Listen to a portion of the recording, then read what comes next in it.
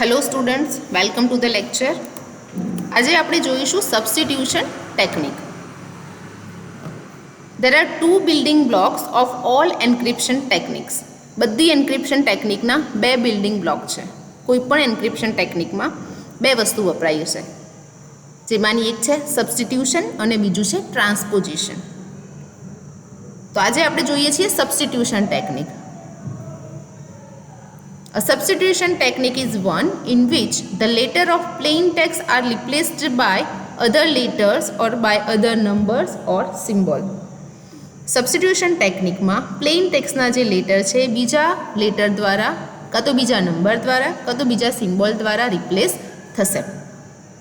જો પ્લેન ટેક્સ્ટને તમે એક કરતાં વધારે બીટની સિક્વન્સ સમજતા હોય તો એ જે સિક્વન્સ છે એ સાઇફર ટેક્સ્ટના બીટની સિક્વન્સથી રિપ્લેસ કરવાની. પ્લેન ટેક્સ્ટની જે બીટ પેટર્ન છે એ સાઇફર ટેક્સ્ટની બીટ પેટર્નથી રિપ્લેસ થશે, સબસ્ટિટ્યૂટ થશે. તો સબસ્ટિટ્યુશન ટેકનિકનો પહેલો જ અલ્ગોરિધમ જે છે તે છે Caesar cipher. It is also known as shift cipher.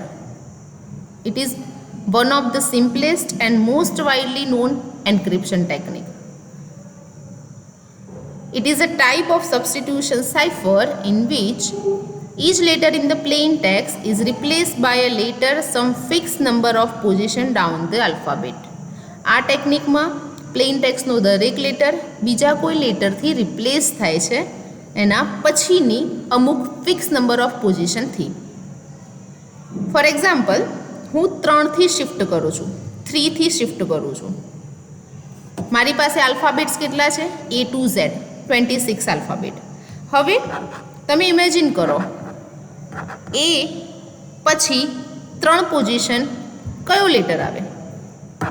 એના પછીની 3 પોઝિશન પર, થર્ડ પોઝિશન પર કયો લેટર આવશે? D. So A will be replace by D. B પછીની ત્રીજી પોઝિશન ઉપર કયો લેટર આવે? E. So B would be replace by E. આવું આગળ ચાલ્યા કરશે. આ જે મેથડ છે એનું નામ જુલિયસ સીઝર પરથી રાખવામાં આવ્યું છે, કે જેને આ સાઇફરને ફર્સ્ટ ટાઈમ ઇન્ટ્રોડ્યુસ કરેલો.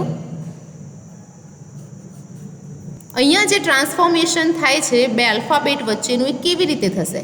પ્લેન ટેક્સ્ટના આલ્ફાબેટને લેફ્ટ કાં તો right side fix number of પોઝિશનથી રોટેટ કરવામાં આવે છે. તો એનું આપણે એક્ઝામ્પલ જોઈએ. ફોર એક્ઝામ્પલ, હું સીઝર સાઇફર દ્વારા લેફ્ટ રોટેશન 3 પ્લેસથી કરાવું છું, બરાબર? તો મારી કી અહીંયા શું છે? 3. સૌથી પહેલું આપણે કામ કરવાનું આવશે કે દરેક કેરેક્ટરને, દરેક આલ્ફાબેટના ઇક્વિવેલન્ટ આપણે કોઈ ન્યુમેરિક વેલ્યુ નક્કી કરશું. એના ઇક્વિવેલન્ટ ન્યુમેરિક વેલ્યુ હું 0 રાખું છું, બીના ઇક્વિવેલન્ટ 1 છે, સીના ઇક્વિવેલન્ટ ન્યુમેરિક વેલ્યુ 2 છે, up to Z. Z equal to કેટલા થશે? 25, કેમ કે આપણી પાસે ટોટલ 26 કેરેક્ટર છે અને હું 0થી સ્ટાર્ટ કરું તો ઝેડને મળશે ન્યુમેરિક વેલ્યુ 25. તો આ તમને ટેબલ આપ્યું છે કે જેમાં એના equivalent 0, B equivalent 1, up to Z equivalent 25 value લખેલી છે. હવે મારે 3 એડ કરવા છે આમાં, બરાબર? તો 0માં હું 3 એડ કરું તો 0 + 3 એટલે શું મળશે? D. 0 + 3 એટલે 3 મળશે, અને 3ના ઇક્વિવેલન્ટ આલ્ફાબેટ કયો છે? D છે. એ જ રીતે બીના ઇક્વિવેલન્ટ છે વેલ્યુ 1, 1ની અંદર હું 3 એડ કરું તો 4 મળશે, 4ના ઇક્વિવેલન્ટ આલ્ફાબેટ થઈ જશે E. તો આપણે પહેલાં જોઈએ કે એન્ક્રિપ્શન માટે શું અલ્ગોરિધમ હોય, ડિક્રિપ્શન માટે શું અલ્ગોરિધમ હોય. તો આ છે એન્ક્રિપ્શનનો algorithm.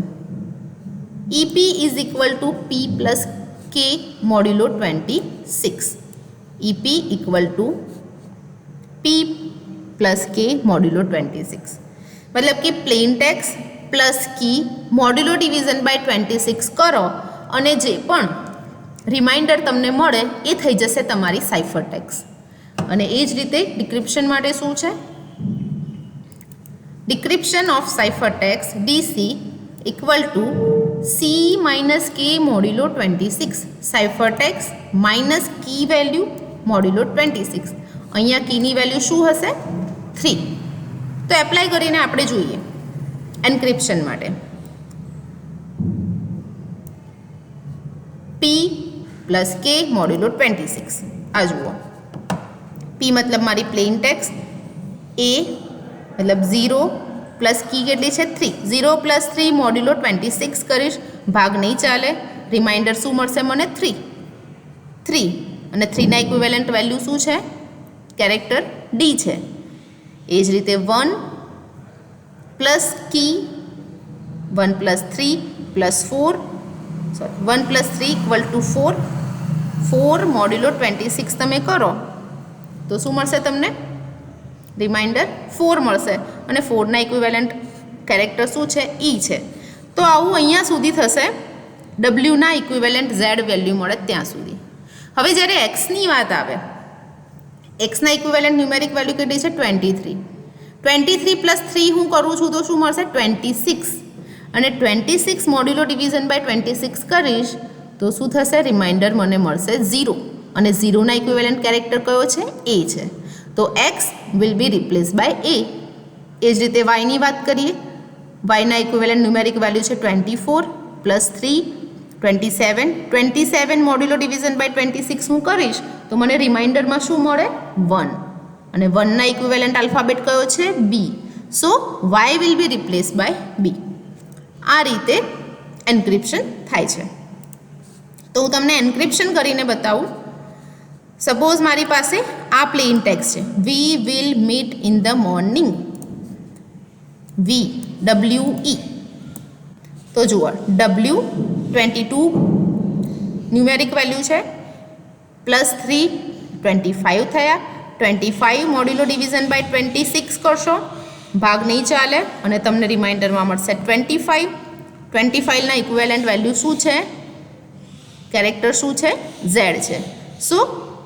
W will be replace by Z ની વાત કરીએ ની ન્યુમેરિક વેલ્યુ કેટલી છે 4 + 3 7 મોડ્યુલો 26 કરીશ અહીંયા પણ ભાગ નહીં ચાલે રિમાઇન્ડરમાં મને મળશે 7 ના ઇક્વિવેલન્ટ કેરેક્ટર શું છે H so E will be replace by H બરાબર તો આ જે WE V હતું કોનાથી રિપ્લેસ થશે Z H થી આ જુઓ answer WE V will be replace by ZH એ જ રીતે આની વાત કરીએ વિલ WILL W ના ઇક્વિવેલન્ટ શું મળે છે તમને Z I ના ઇક્વિવેલન્ટ L ના ઇક્વિવેલન્ટ O તો તમને શું મળશે WILL આના ઇક્વિવેલન્ટ સાઇફર ટેક્સ્ટ તમને મળશે ZLOO તો આ જ રીતે મીટ MEET મીટ M ના ઇક્વિવેલન્ટ કેરેક્ટર P મળે છે E ના ઇક્વિવેલન્ટ H અને T ના equivalent W so meet will be replace by PHHW આ જ રીતે આખું જે ટેક્સ્ટ છે તે સાઇફર ટેક્સ્ટમાં કન્વર્ટ થશે તો આપણે જોઈએ કે સીઝર સાઇફરના એડવાન્ટેજીસ શું છે it is easy to implement and this cipher is very simple પણ છે અને આસાનીથી તમે આને ઇમ્પ્લિમેન્ટ કરી શકો પણ આના ડિસએડવાન્ટેજીસ શું છે અહીંયા બ્રૂટ ફોર્સ અટેક આસાનીથી થઈ શકે કેમ કે total number of possible keys કેટલી છે 25 ખાલી 25 કીઝ જ અહીંયા અવેલેબલ છે તો કોઈ પણ અટેકર આ 25માંથી 25 કી વારાફરતી આપીને ચેક કરી શકે કે ભાઈ કઈ કીની મદદથી એન્ક્રિપ્શન થયું છે બરાબર તો આસાનીથી અહીંયા બ્રૂટ ફોર્સ અટેક થઈ શકે છે બીજી વસ્તુ it's obvious pattern is major drawback હવે અહીંયા ફિક્સ પેટર્ન તમને મળે છે કે A છે તો હંમેશા D થી જ રિપ્લેસ થાય છે B છે તો હંમેશા E થી જ રિપ્લેસ થાય છે C છે તો હંમેશા F થી જ રિપ્લેસ થાય છે તો એક ફિક્સ પેટર્ન તમને આપે છે તો આ એનો ડ્રોબેક છે અને થર્ડ છે with only 25 possible keys this algorithm is not secure ખાલી 25 જ કી એપ્લાય કરીને જો મને બે પાર્ટી વચ્ચેનું કમ્યુનિકેશન સમજાઈ જતું હોય તો આ ટેકનિક તો સિક્યોર છે જ નહીં તો આ એના ડિસએડવાન્ટેજીસ છે નેક્સ્ટ ટોપિક આપણે જોઈશું નેક્સ્ટ સેશનમાં Thank you.